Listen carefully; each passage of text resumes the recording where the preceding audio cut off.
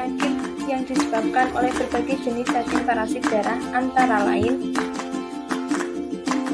Schistoma japonicum, Schistoma mannsoni, dan Schistoma haematobium. Di Indonesia yang paling sering ditemukan adalah Schistoma japonicum. Cacing ini hidup di pembuluh darah yang terletak di hati, di antara usus dan hati, dan di dalam pembuluh darah yang terletak di dekat kandung kemih manusia.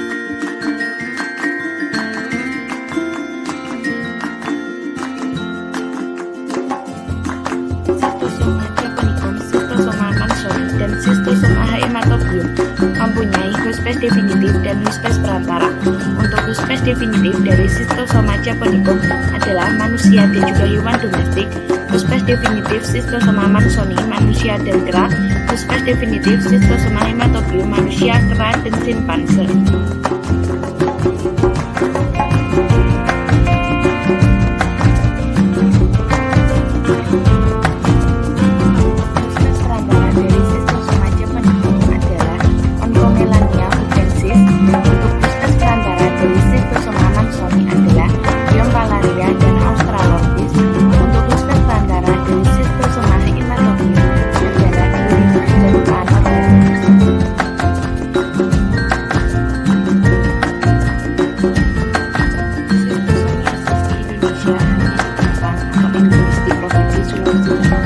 Yaitu di dataran tinggi Lindu, Kabupaten Sigi, dan dataran tinggi Lampung, dan dataran tinggi Brada, Kabupaten Poso. Schistosomiasis di Indonesia umumnya disebabkan oleh Schistosoma japonicum. Di Indonesia biasanya ditemukan Schistosoma japonicum.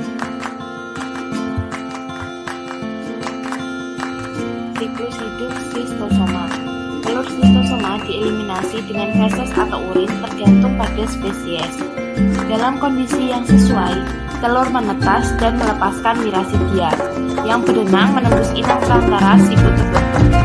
Tahapan dalam siput meliputi 2 generasi sporoplista dan produksi serkaria.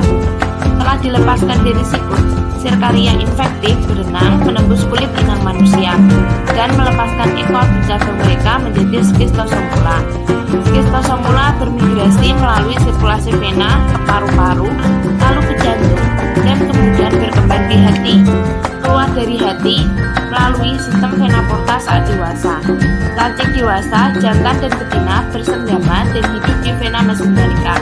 Lokasinya bervariasi menurut spesies dari Schistosoma. Untuk Schistosoma japonicum lebih sering ditemukan di vena mesenterica superior. Untuk Schistosoma mannsoni lebih sering ditemukan di vena mesenterica inferior, sedangkan untuk Schistosoma haematobium paling sering menetap di plexus vesikular dan pelvis vena kandung kemih. Gejala klinis akibat dari schistosomiasis dapat dibagi dalam 3 stadium, meliputi masa tunas biologi, waktu antara serkaria menembus kulit sampai menjadi dewasa, ada gejala kulit dan alergi, timbul eritema dan papula yang disertai perasaan gatal dan panas. Gejala paru yaitu adalah gejala yang timbulkan batuk disertai dengan pengeluaran dahak yang produktif. Gejala toksemia, manifestasi akut atau toksik timbul antara minggu ke-2 sampai minggu ke-8 setelah infeksi, adanya demam tinggi, lemah, anoreksia, mual, dan muntah. Stadium akut, stadium ini dimulai sejak cacing betina bertelur, telur yang diletakkan di pembuluh darah akan keluar menuju ke jaringan sekitarnya hingga menembus mukosa.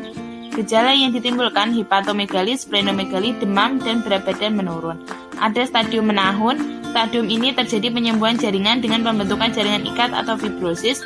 Gejala yang ditimbulkan splenomegali, edema tungkai, aksitas, dan ikterus.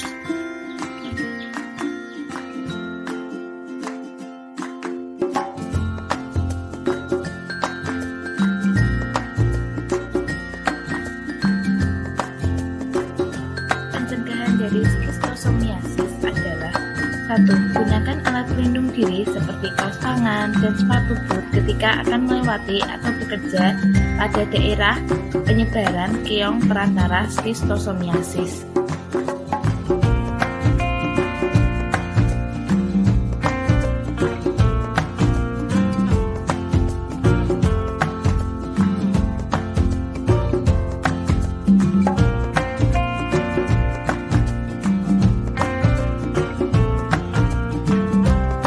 Pencegahan penyakit schistosomiasis adalah 2. Lakukan aktivitas buang air besar pada jamban dengan sistem pembuangan standar agar telur cacing tidak masuk dan menetas di perairan.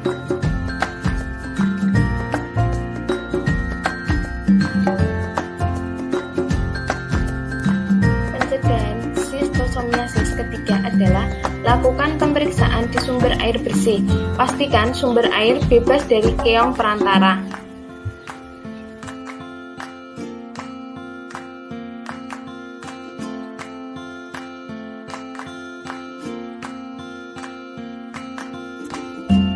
Masyarakat di daerah fokus merasakan gejala, sebaiknya segera melapor ke petugas kesehatan untuk memperoleh pelayanan kesehatan. Pemeriksaan penyakit sistosomiasis dilakukan dengan cara memeriksa kotoran atau tinja dengan mikroskop untuk menemukan ada atau tidaknya telur cacing pada tinja.